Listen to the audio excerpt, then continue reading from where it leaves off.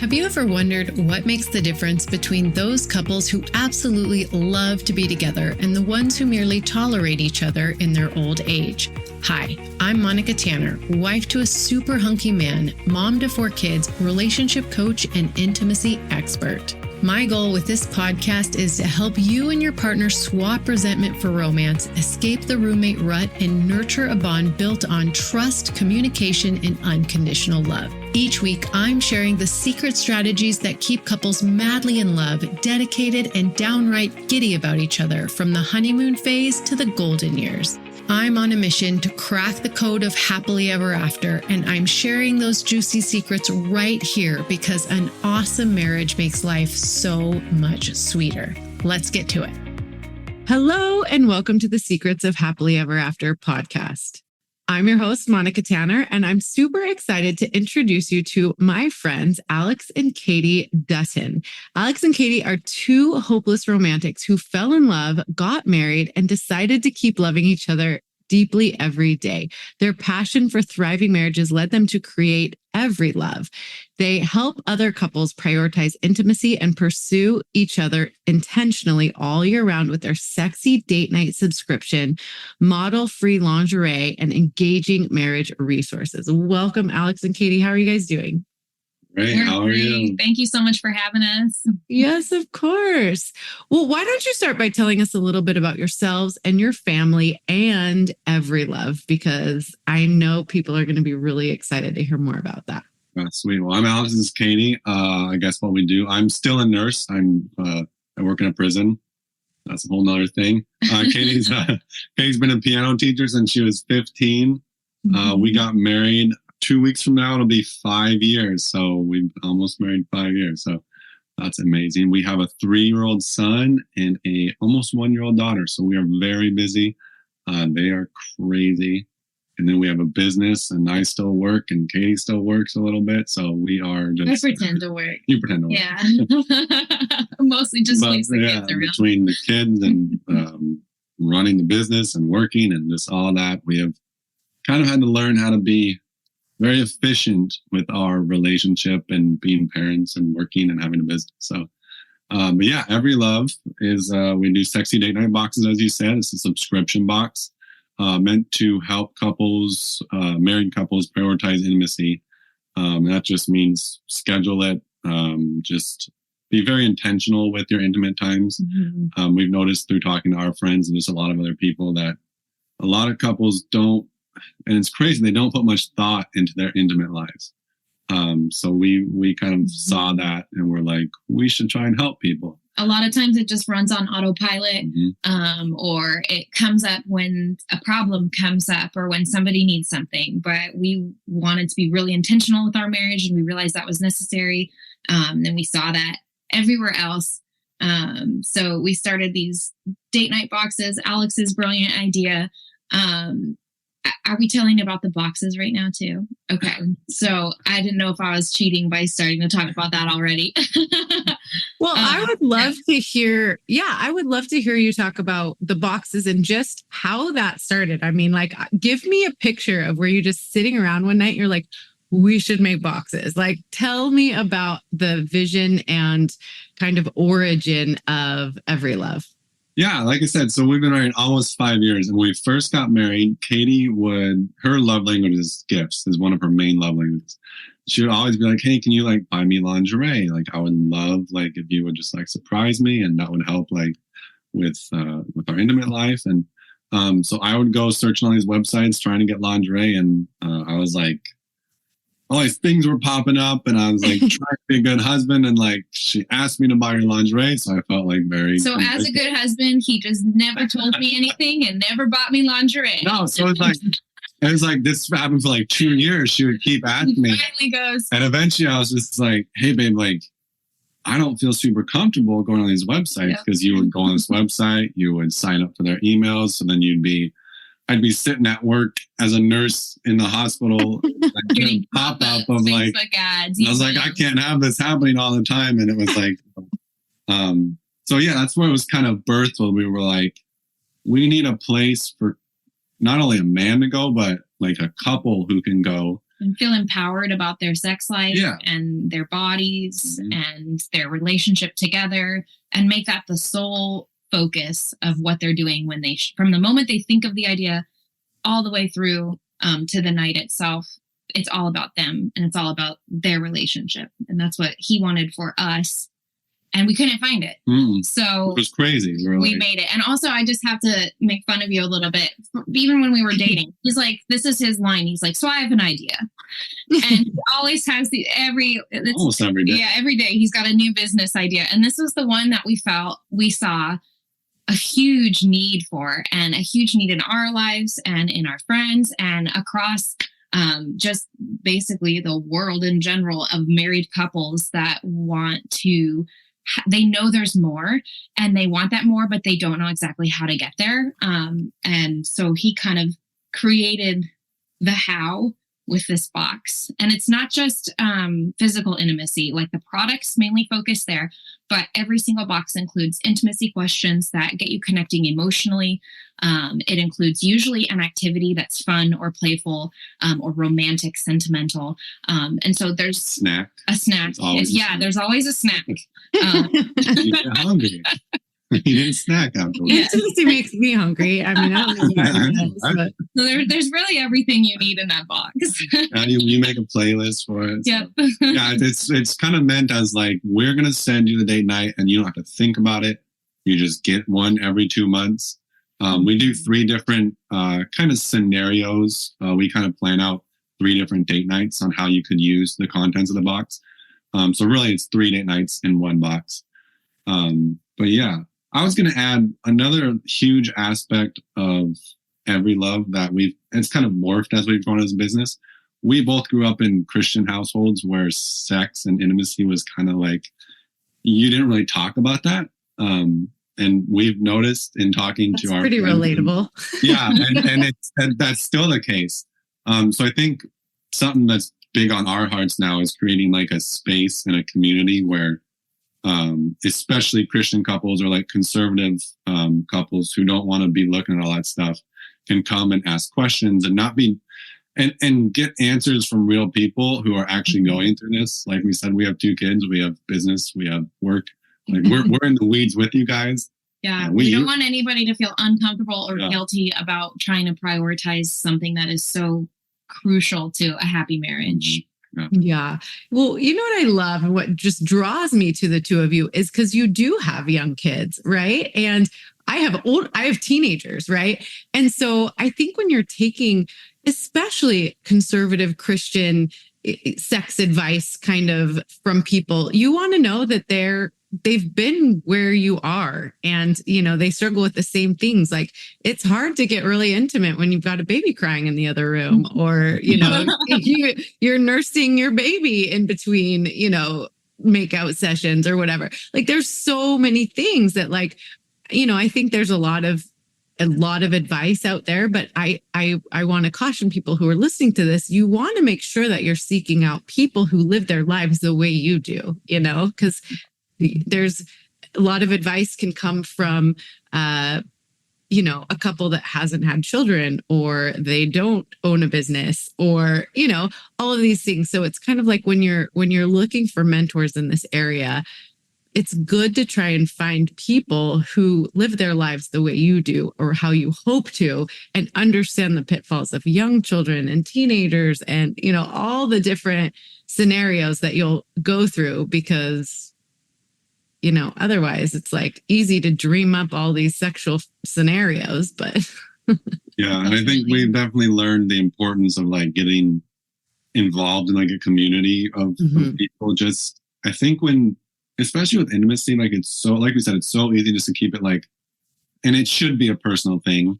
But I think there's a lot of room to like talk with other couples who have the same beliefs as you, who want the same things as you and like be able to share. Even if it's just like tips on how to prioritize it or just little tips and tricks like that. You don't have to like talk about your intimacy, but I think too much, but we've just seen the value in like being surrounded by people of kind of the same beliefs and yeah. Yes, well, I absolutely agree. So along that vein, I would love for you to give us some of your best prioritizing intimacy tips. So we were talking before the interview started, and you guys are busy and we're busy, and all the people listening, I'm sure, feel very, very, very busy. And so how do you prioritize intimacy in those really busy seasons of life? Perfect. Okay, we have a 4-step plan. Yeah, and we'll preface it though by saying that the heart of it, of creating prioritized intimacy and having good intimacy, is in loving each other and prioritizing your marriage in your heart. And so the heart of that unified goal of both of you thriving, both of you experiencing the best of each other and of yourselves, and feeling loved, appreciated, respected, safe. That's where all of this stems. And that's where you have to approach like this process, or else I feel like it starts to get defensive and combative right off the bat. So just starting it, knowing that, and if you're going to come to your spouse and try this step-by-step process, like coming at them saying, hey, this is my goal. My heart behind this is creating better intimacy for us, helping our marriage thrive, reassuring of that love first, and just communicating openly about how that's feeling and creating that open door for them to communicate first. I feel like starting there and then doing this step by step. And that's where I think the sweet spot is. Dang, that's good, babe. Good job. Thank you. Yeah, that's perfect. And really, honestly, I agree with you. And as a coach who's for many years helped couples, sometimes it does require some outside assistance to get to that place of open communication where you feel really safe and comfortable being able to, bring up these topics that are a little bit scary and vulnerable, and sometimes have, some trauma associated with them, or some, growing up in a very conservative home might feel very scary to kind of open up these ideas and conversations. So definitely, if you feel like you can create that on your own, that's wonderful. But if there's been some blockages to being able to have really open communication about this, sometimes it's good to seek outside coaching from a neutral third party who can help kind of guide you through these types of intimate conversations. But with that preface, I'm so excited to hear your 4-step process. Yes. Yeah, no, that's definitely the foundation of it. And then you can start to build, for sure. We always advocate for open communication and therapy and counseling and everything in between. Like, find someone you trust and learn how to have that communication and the emotional intelligence to share. And well, and just sorry not to go off on a rabbit trail, but it can save you so much time. Oh my goodness. By having someone who's been through it and then also has good tips and tricks on how to do it. Yes. And I'll share a story. Rather than just dropping a bomb on the marriage all by yourself. Right? Like, you can literally save years of repair. Yes. So that's, my plug for counseling and therapy and all that stuff. All right. So, okay. Step 1. Sorry. For prioritizing intimacy. Yeah. So step 1 is identify intimacy. So what I mean by that is you both have to figure out what intimacy is to you. Mm-hmm. And I'll share a story. When we first got married, I'll share 2 stories actually, because it's funny. We had an awesome, I didn't even tell you I was going to share this. I hope it's okay. We had an awesome premarital counselor. He was a pastor at a church. He'd been doing it for 20 years or something, had 4 kids, just amazing guy. But one of his questions during our counseling sessions was like, how many times a week do you guys want to be intimate and have sex? And we both just like sat there like, and he like pressed us. He was like, I want a number. And he was like, say it at the same time. So he said, 1, 2, 3. And I said 5 times a week. And Katie said, once or twice a month. And here's the funniest part is he, like I said, he's amazing. And he goes, you guys should probably try and figure that out. And that's where he left it. Like, that was the end of that session. Oh, wow. There was nothing, and he was great, but we could have used some help. But yeah. Actually, that's how we went into our marriage. That's legit. Yeah. That's like, we didn't figure it out at that point. No. So step 1, identify intimacy. Okay. So with that being said, when we first got married, to me, intimacy was sex. It was the physical manifestation of just being intimate. That was all intimacy was to me. And come to find out after years of dealing with stuff and trying to come together, as a married couple should, Katie had a very different idea of what intimacy meant to her. To Katie, it was holding hands on the couch. It was snuggling, before we go to bed. It was, I'll share another story. Katie would ask me for the first 2 years of our marriage at like 7:30, do you want to go to bed? And I did not want to go to bed at 7:30. He thought I meant like fall asleep right now. Right. Watching, TV after work or whatever. And man, I was just getting rejected over and over. No, but all she would say is, do you want to go to bed? I'd be like, no, well, I imagine we would like snuggle and talk. Well, now I know that. But need something else. Yeah. And literally after a year or a year and a half of this, she asked me, and I was like, no, like, why do you always ask me that? And she was like, because I want to like be intimate. And I was like, what? You're like, wait, I'm turning you down. Yeah, go to bed. It's like, go to bed? She's like, yeah, I've been asking you for a year. And I was like, you never told me that. So that's just a silly story. I love it. It's so relatable. I am certain that there's a whole bunch of couples who are like, oh, yeah. So sitting down and having a conversation and just being honest and vulnerable, like, and when you first get married, this will be amazing, or even before you're married would be ideal. But if it's been a long time since you've talked about like what being intimate means to you, you should probably sit down and talk that through. And that's where like a coach or just finding a worksheet like to go through that would be perfect. And I honestly think you might not even know. And so that's a really big thing too, is you might have to take some time on your own or an individual session with someone, figuring out what intimacy is to you. And I think a really good tip on figuring that out is thinking about like looking back in your relationship, maybe even in your dating relationship, because that's where the sparks were flying. Even if you weren't having sex or you were like, when you're dating, you're pursuing each other, you feel connected. So what are those things that are making you feel connected? What are the things that make you feel like you can trust them, be vulnerable, enjoy your time, and leave the scenario feeling like you are stronger as a couple, and identify tangibly what those are. So that might be holding hands. That might be putting away your phones when you're at dinner and actually looking in each other's eyes when you're talking. Maybe you feel like you're out of things to talk about because you've been around each other so long, or you're so busy. Or maybe you work together and you don't have anything to talk about because you're always around each other. And so that might be getting some intentional intimacy questions, or getting a workbook to go through together, or those card decks. Like we actually have one that goes through questions that prompt you to dig deeper and to learn something you maybe would have never thought about talking about. Figuring out actually what it is to be intimate for you. And we could identify things that works for everyone, but figuring out what it means for you in your marriage is a wonderful place to start. And then also valuing what your spouse says when you bring this conversation to the table, because it will probably be very different than what yours is.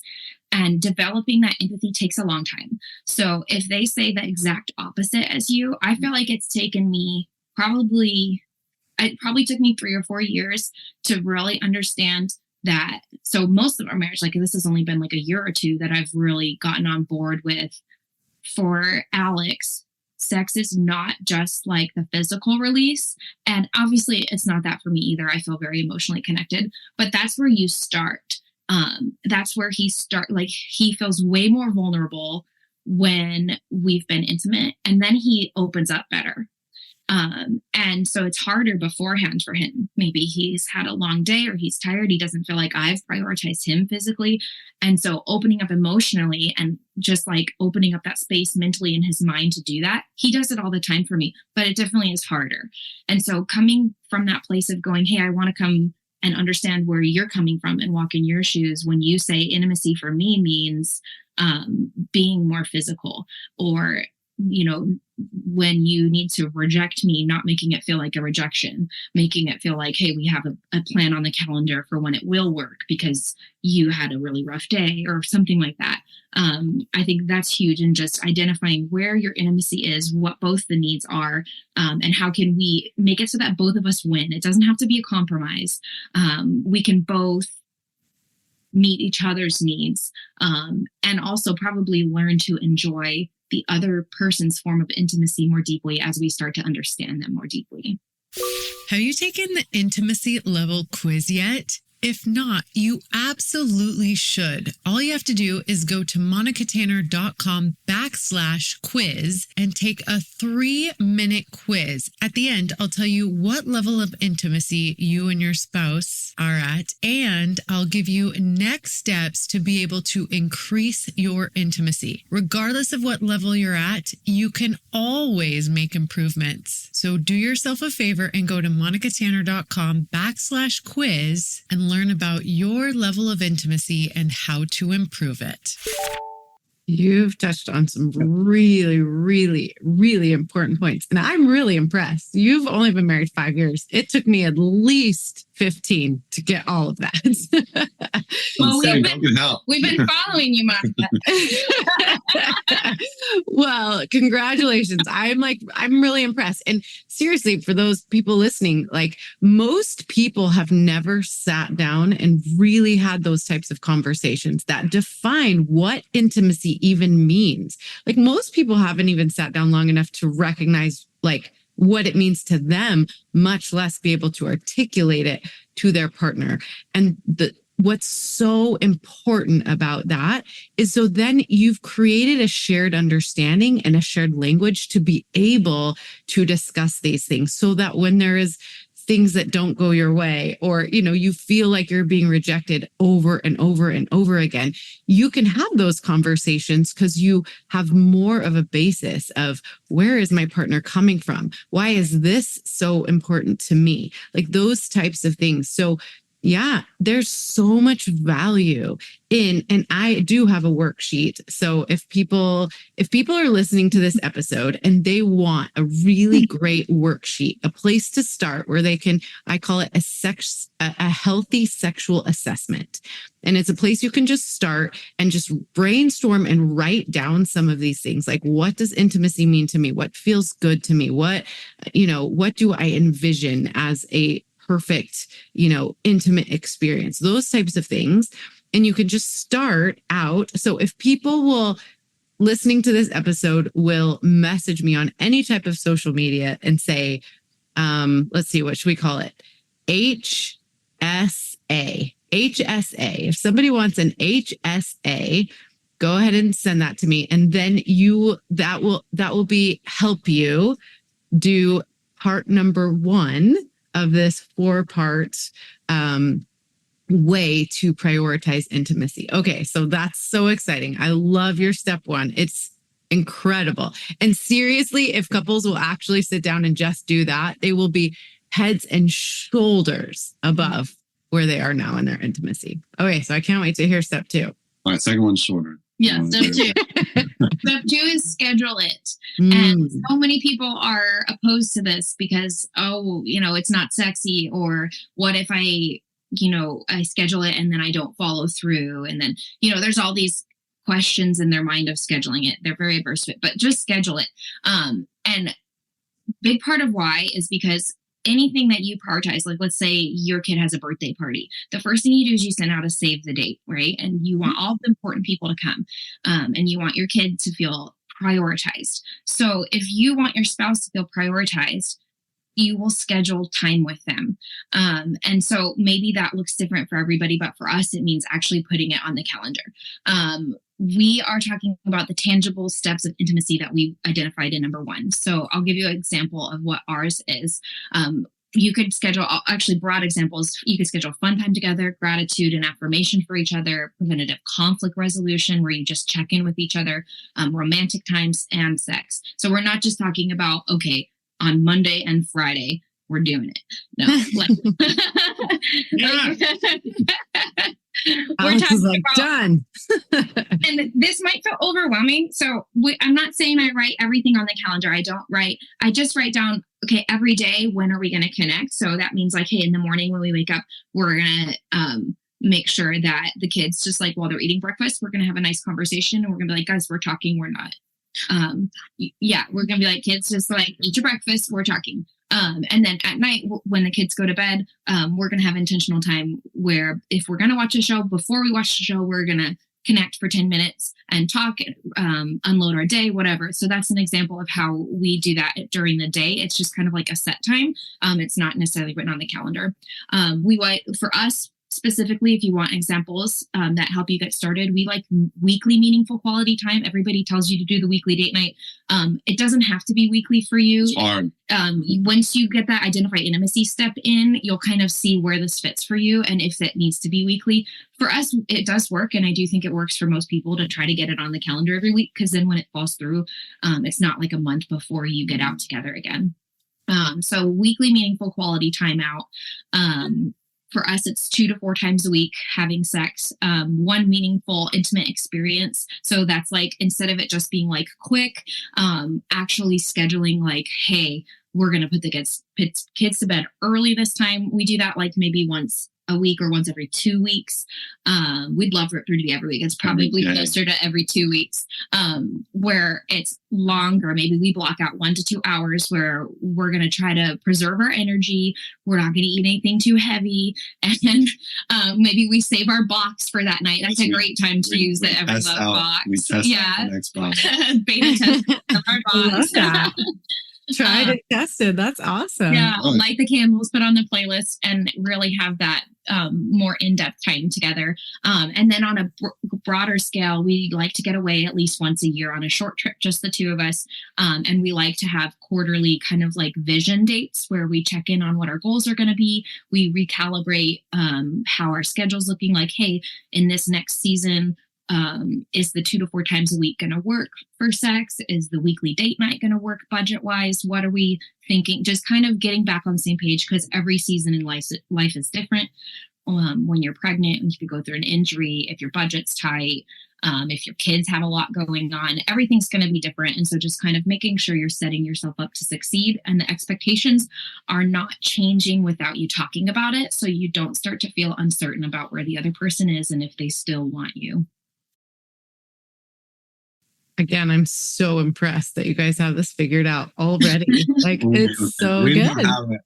We don't have it totally figured out. We're still but that you're thinking about it. I mean, that's really, really something special, because your kids are young. And a lot of times, like the couples that I work with, it's because you don't realize you need that type of an intentional time until you're looking back and realize you're completely disconnected because of the time when your kids were so young and you didn't prioritize that time, right? You got so disconnected. So the fact that you are prioritizing it, that you're making it, worth something you put on the calendar. That's what I always say. I mean, you're not going to miss your dentist appointment or, a doctor's appointment for your child if you've got it on the calendar, and your spouse should be just as important.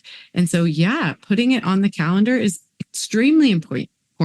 Having your spouse and that connecting time on your to-do list, really, really important.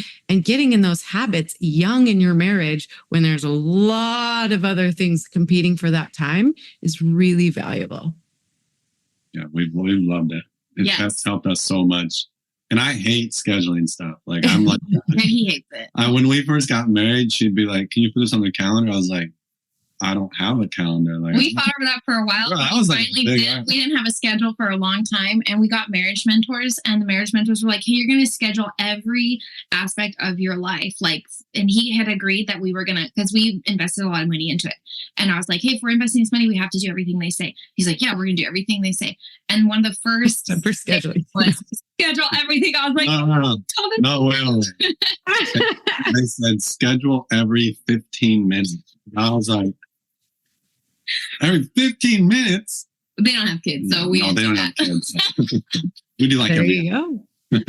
Case in point. But yes, scheduling is very, very important. If nothing else, it just, when you look at your calendar, it feels really good to see your spouse in there, right? I mean, when I look at my husband's calendar and I see date night on his calendar, I'm like, oh, I'm important to him, important enough to put it on his calendar or to-do list. And it builds up a lot of anticipation, which is fun. Like, you're going out, you're excited to drop the kids off somewhere. It's way more meaningful than just, oh, hey, my mom can come over. She said she can come over tonight. Do you want to do something? And then where do you want to go? Or, and then we're kind of driving around trying to decide what to do. Nobody got ready it's really fun to have it on the calendar. Yeah. I love that. Kind of leads us to step 3 when you were talking about like the seasons where it just kind of doesn't happen or you get so far away you didn't even realize what happened. So step 3. We've talked about it a lot, but step 3 is overcoming obstacles. And we want you guys to do that before the obstacles show up, preferably. But if you're already in obstacles, that's fine. You're gonna find obstacles. But if you can kind of sit down and think about, in my life right now, what are the top like 3 to 5 things that I know that's going to be my excuse why we didn't do it. For example, when we first got married, we didn't have lots of money. And Katie would always stress about money. And she still does. We still don't have much money, but she would always stress about money, but she would always say, I want more date nights. But in my head, I was like, well, you're so stressed about date nights, like we can't afford to go out. So I just stopped taking her out. And had we talked about it, and she could have been like, hey, we don't always need to go get a full dinner and, do everything and go see a movie and ice cream and spend $100 on a date. She just wanted to now it's like $200. She just wanted like quality time. And again, that's just like framing what you think date night is. It's so important to talk about that. So that was like an obstacle we had to overcome and realize that, okay, we didn't every time we go on date night and need to cost us $100 or $200. You can pack a peanut butter and jelly sandwich, bring a blanket to the park and go on a picnic. And that's a special date. Yeah. That's like such a Tanner thing. I joke that's the biggest Tanner. That's just something that defines our relationship. We love it. Yeah. That's awesome. Yeah. So just having a conversation about like what you either are currently having a hard time like overcoming to get to those intimate times, or what you can kind of foresee in the future. Yeah. Like we said, we kind of do quarterly like check-ins. So that really helps us like get ahead of what's coming up. Like if we know it's going to be a really busy time in the business, we can look ahead and see, okay, we need to make sure that even though we're super busy, we're still planning it and being intentional. So I think another good example of this one is not having a babysitter. A lot of people will say, oh, well, like my family doesn't live in town. Like we do. We're very lucky. I'll be transparent that we both have mothers that live very close that will watch our children, and we have a babysitter. So we are really lucky in that department to be able to go out almost every week. But I understand from the perspective of somebody that has children, and we've had times where our babysitter's on vacation, their moms are sick, and everything seems to fall through. So I would say on that note, if you don't have a babysitter or you don't think you can afford a babysitter, please don't make that excuse that, oh, I just can't afford a babysitter. There are ways around that. You have a community, and if you don't, that's going to be at step 4. You have a community. Hopefully, if you don't, you can get involved. If you go to church, if you find a park playdate group with other moms, it might take some time, but build those relationships with people that are in this same season, and you're going to find 20 other moms that don't have a babysitter that are dying to get out with their husbands. And so if you can, this is my idea for those moms, and I've seen it work really well for friends. If you can find a mom that you trust that has kids in the same age group, and you guys swap, then you get date nights out twice a month, and they get date nights out twice a month, and it's only one night a week. And your kids get a really fun play date every week, and they go to bed early because they're tired. My husband and I did that for years. In fact, we had a group of 4 families. And so on your night to babysit, it was super chaotic. You had a lot of kids, and and they would all just, you'd turn on a movie and they'd fall asleep, and your biggest, we didn't have a lot of money back then. So in the biggest room of your house, whatever that was, you just throw a lot of pillows down, and you've got a bunch of kids of different ages. But then you get 3 date nights out a week where you don't have to worry about a month that you don't have to worry about your kids. So yeah, that's an awesome suggestion. I also want to say date night does not have to be going out every time. I do think it's important to go out, to have that intentional time where you're just with your spouse. But you can always get a EveryLove date night box and you got 3 dates right there. So, and once kids go to bed, you can use that thing. So there's a lot of stuff you can do at home. Even just scheduling that, like we said, like that puts so much intentionality behind it. That makes you feel loved, like, oh, my partner is actually prioritizing doing something, even if it's just at home. Yes. Anything else? I think one of the obstacles that this could kind of come up during identifying intimacy, but one of the other obstacles is maybe not just a physical barrier or a circumstantial barrier, but more of like an emotional or mental barrier in your head. And so it might not even be within your relationship. If there's conflict resolution, that's something you guys need to take care of. Sometimes there's conflict that you need to ask yourself, hey, I really love my spouse. Can I still be intimate? Can I still go on date night if it's a long-term conflict that is while we're working through this? And if yes, then yes, keep doing it, keep pursuing them, because that will help you resolve the conflict. If it's so big that something needs to pause, then hopefully you are pursuing outside help and you're working through that with someone else, and getting advice on how to take steps back into being intimate. But if it's outside the marriage, an example of this would be my son, and he was being like so mean to Alex for a while. Alex switched schedules in his work. And anytime a schedule is thrown off, if you're a parent, you know the kid has a hard time. And so he was just taking it out on Alex and just like, I don't like you. And just like being like that. And it was super hard for Alex to initiate like playing with him in that time, because anytime you would try to go play with him, he would just be mean. And I realized this is preventing, I know sounds ridiculous, but you guys might identify with me. This is preventing me from wanting to feel like I want to be intimate with Alex because he's grumpy with the kids. And I'm trying really hard. This happened like 6 months ago. I'm trying really hard to keep them happy, to invest in them, to show them that they're a priority. And then Alex comes home and he's kind of grumpy with them. And then the kids get grumpy. And usually Walker's starting it, so it's not always his fault. But like, it's just this cycle of everybody's grumpy in the house. And when I go to bed, I'm like, hey, you were kind of impatient with Walker. Like, I don't really feel, like, and you shouldn't take your kid's side, obviously, but that did sort of create a roadblock in our intimacy. So just kind of identifying, hey, is there something for you? I think it's like if I'm overly critical, because I'm kind of critical and nitpicky. And if I'm like always getting on him for how he's doing everything or how he forgot this and this and this, then when we go to bed, is he going to want to have a nice connecting conversation with me, or is he going to want to be open physically? Not as likely. He's going to feel disrespected. He's going to feel like I didn't like value what he did do that day and how hard he worked for us, even if he forgot a few little minor things. So kind of seeing if there's little things in your life that aren't even related. You don't think they're related, but maybe they're affecting you. I think that's one other obstacle that you could throw in there. Sorry, I'm just trying to blow up you guys's.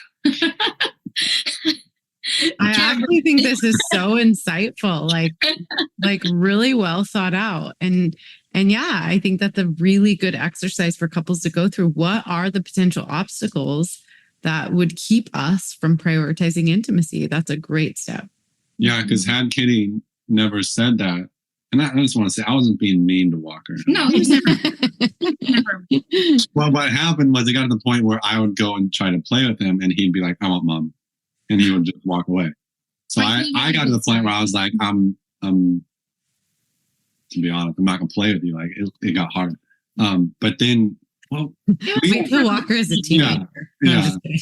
No, Walker's 2. I know. I'm just kidding. He'd be like, I don't like you, Daddy. And I'll be like.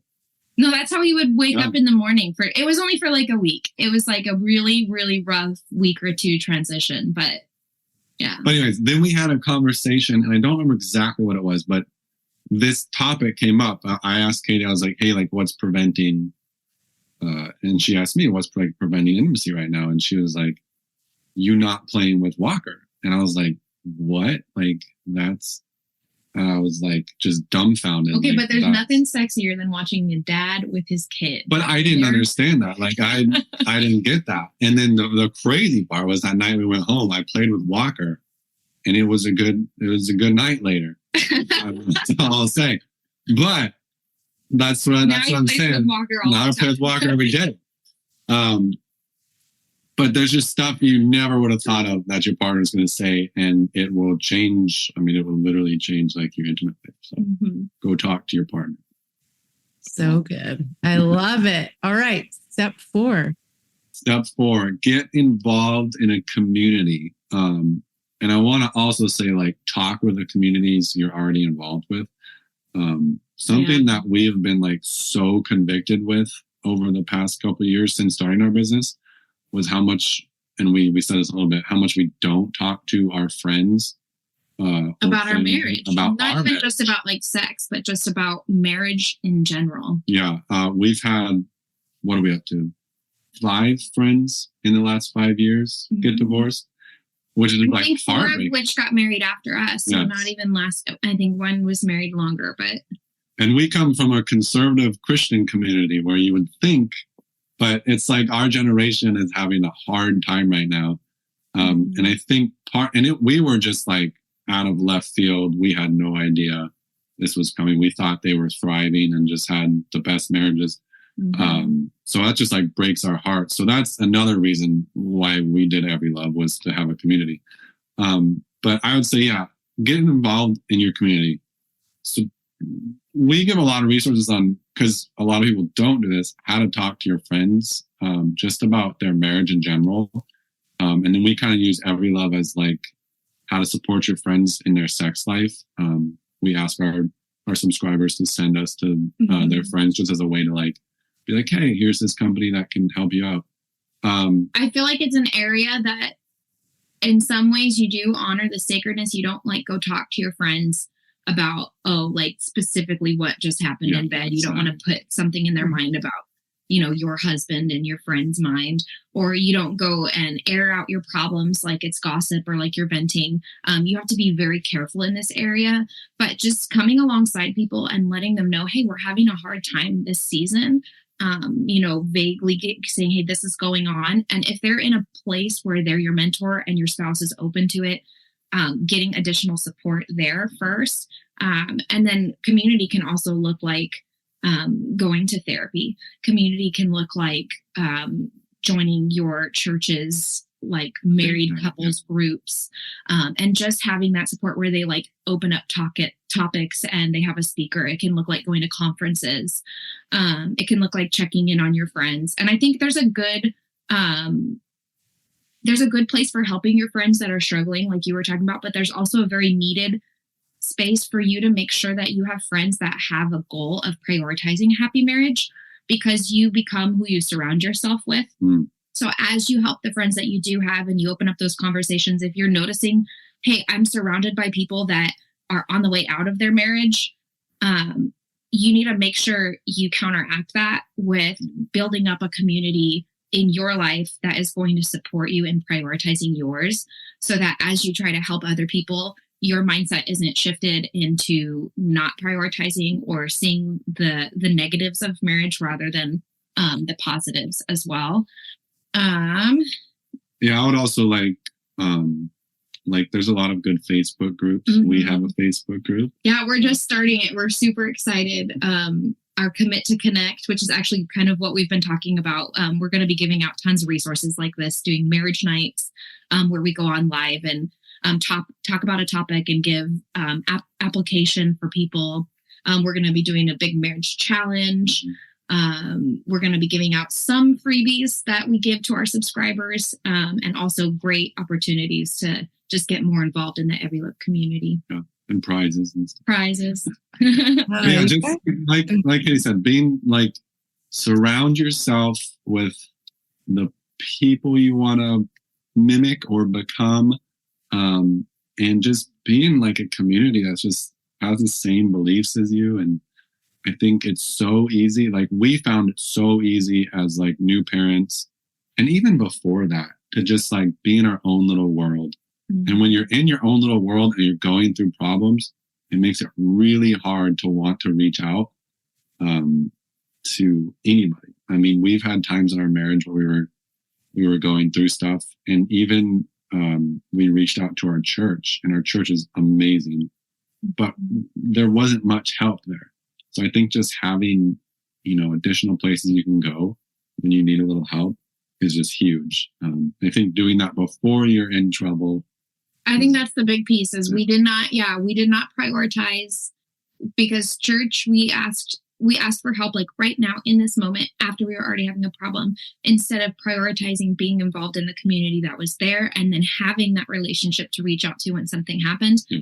That would have been, it's not like you can't do it when you're having that's a great point. Yes. That's really great. Okay, let's see how well I was listening. Let me see if I can summarize your 4 steps. I think they were really, really great. So the first step is to basically define intimacy. What does it look like for you? And what does it look like for your partner? And how are you going to create something really awesome together? Step 1. Step 2 would be to schedule it, make it a priority, right? Get on the calendar. Step 3, anticipate roadblocks or work through them if you're facing them currently. I think that's really, really brilliant. And step 4, find a really supportive community. So did I get it? You got it. A+. So good. Oh, well, I love those 4 steps to prioritizing intimacy. So I'm going to ask you the question I ask all of my guests on the podcast. If you had the undivided attention of all the married couples in the entire world, what is the most important lesson you could teach them about prioritizing intimacy? I would say something I've learned that's huge is having the right mindset that this is your teammate, no matter what, no matter what you're going through. And even if it's them putting you through it, they're still your teammate. They're still your number one fan. And if you don't have that mindset, you need to work on it. Because when things are hard, when you have 2 screaming kids and your wife's exhausted and yelling at you and she's going through it, you got to step up and be that person for her. So, and vice versa, when you're exhausted from work and don't want to do anything and you come home to 2 screaming kids, it's just having that mindset is just huge. I think it's so easy to let problems divide you. And I think that message is all around us. We're inundated with, just put yourself first. And even if, I'm not saying divorce is never called for, but divorce is such an easy way out for so many people. And I feel like we're constantly inundated with things that would pit us against each other, especially in our own minds, our own selfishness. It's so easy. I'm next to him all the time. He's the person who I can see. I have a magnifying glass on all his strengths and all his flaws. And it is so easy to blame him when instead, if I could be assuming the best and knowing, I think just like you said, creating that team aspect that he wants the best for me and he chose me and he loves me and I want the best for him and I chose him and I love him. And love is not just something you fall into. It's something you actively continue to work towards, even when you don't feel like it. Reminding your mind to teach your heart that this is your teammate. Those feelings will come back if you continue to do that. I want to give a quick example. Sorry. This was Easter morning. This was a couple of weeks ago. We were hosting. Oh, man. We had 10 people coming over for breakfast. This was right after church. I don't even remember what it was about. Oh, we started fighting. It was really dumb. It was dumb. It was bad. It was. We were talking to each other, and people were literally 2 minutes away. Come over. And we had tried this a couple other times, but I went up to Katie and I hugged her, and I said, "Hey, I'm your teammate, and I love you." And she was trying to get away. Well, no, she wasn't, but that sounds bad. She was not loving it. And then after I said that, she was like, yeah. And she cried a little bit and we hugged and we had a great Easter. Yeah, we had a great Easter. And just both of us just shifting from I'm mad to you to, hey, I don't care what we're fighting about. We're a team. We're going to get through this. Everything's going to be okay. That was huge. So yes, change your mindset and that'll change your heart. Good job. Yeah, it's really, really good. Change your mindset and it'll change your heart. Very, very good. Well, thank you guys. You guys are awesome. I'm so impressed with how insightful you both are. And I am really, really, really excited to point people towards the EveryLove date night boxes. Ben and I have tried one and it was super, super fun. I look forward to getting more. So will you tell the listeners, we'll have it linked in the show notes, how they can, but tell the listeners where they can find you and get more information about EveryLove and all of that good stuff. Yeah, probably the best spot to go is Instagram. We're at EveryLove Intimates. That's kind of where we show everything. And then we have a website too, everyloveintimates.com. If you're ready to subscribe now, that subscription will pop up for you right away on the everyloveintimates.com. There's also an area down there where you can subscribe to our email list and you can just get in the know about any resources we're putting out, any discounts, and then all the free stuff that we do as well. And then we're also starting the Facebook group. Yeah, come join that. It's the EveryLove's Commit to Connect Facebook group. Like we said, we're gonna have challenges. We're gonna host date nights. Yeah, we're gonna host marriage nights where you guys get application on a lot of the stuff we've been talking about plus more, and turn that into a community where you can come and get support. More of a really positive. We're not therapists, so if it's real heavy, we'll point you somewhere to get help. But just encouragement and accountability and support, ideas, fun ideas for date night, all that kind of thing on that group. Yeah. Very good. Well, thank you both so much for your time and can't wait to see where you go from here. Thank you so much. Yeah, thank you for doing what you do. Yeah, thank you so much. We'll follow along with you as well. Yeah. All right. See you soon. If you had as much fun as we did just now, I hope that you'll head over to your favorite podcast player and leave a rating and review for the show or share it on social media. That's how other people can find this awesome content and we can spread the message that happily ever after is possible. Feel free to check out my website, monicatanner.com, to find out more ways you can work with me. And as always, thank you so much for spending this time with me. We'll see you next week.